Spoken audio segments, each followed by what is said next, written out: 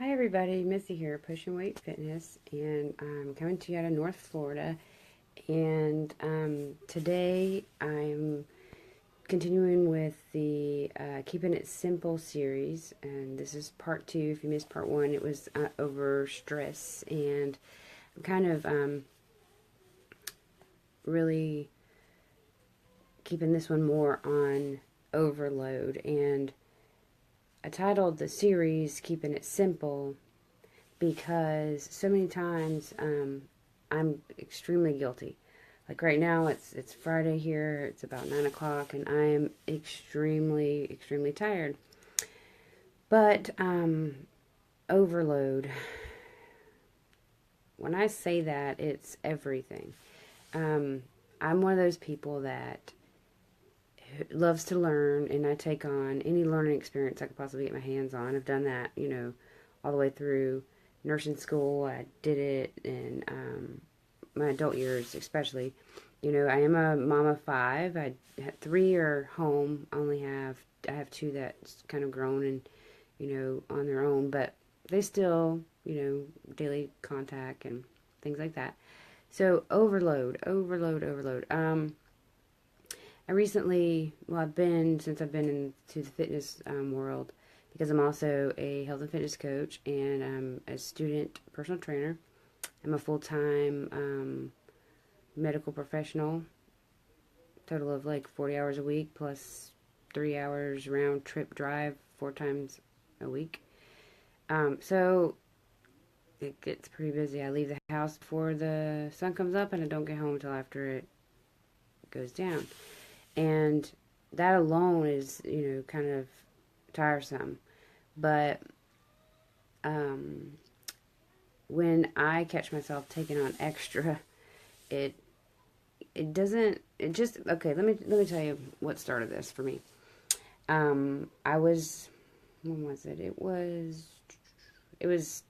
Wednesday of this week, and I was having to drive to a meeting locally, which was a blessing because it wasn't such a long trip, and I look forward to those opportunities. As I was driving, I seen.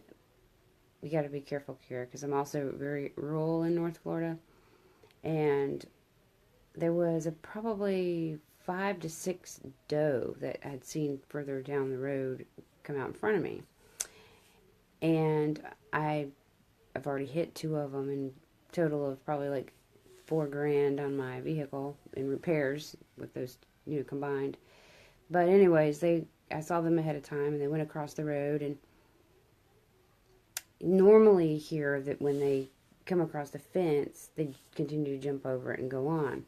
One of them panicked and started to turn back and to in front of me again, and the rest followed, and that stuck out. And at this point, I'm almost to a dead stop in the middle of the road, waiting on them to do their thing. But at this point, I was kind of um, how do you say it? It was a reality check for me. It was like, wow, sometimes you know you go, and then you get to a point that it's okay to stop and turn around. Everybody was safe. Nobody got injured. I mean, I didn't hit them. They didn't run into me.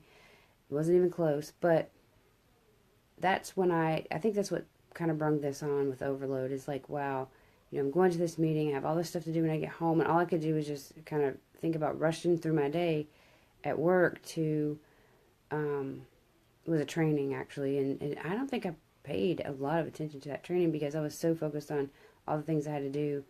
Once I got home, I had to work out because I was at that time, which I say these deer of all things is what stimulated this. But I was working out for competition, and which is a bikini competition. It's more like physique, and you're prejudged and things. But I realized the work that having been sick for about 3 weeks prior, kind of got myself behind, and the competition's in July, and I got to the point that I was like, you know, I I think it's okay to stop and go the other way on this one. I have opportunity to do that kind of thing next year, another show. It's just having been sick and trying to, in my mind, I'm like, oh, I'll just push harder. But the thing is, yeah, that'll work. But will I be able to go? Because by the time I'm done, I'd be so exhausted that I would compromise my immune system. So the message here today is don't overload yourself. If you're like me and you like to take on all this stuff, I always in my adult life, I've noticed I've always put on so many things on my plate that really, plate ain't that big in the first place, but there is no room for nothing, and I continue to make it work and stack it strategically so that I can get everything I need, and that doesn't do anything. I think that's why I was sick for those, that time period, because I was again putting way too much on me. And like I say, Friday night, I'm a young plus 40, but I'm tired. Like there is no way in heavens that I have the energy tonight to, thankfully there's no extracurricular stuff going on because I don't have it in me. I would have to push through it, but so overall, it's kind of disappointing that I let the competition go, but it was my decision, and I knew it was too much for right now.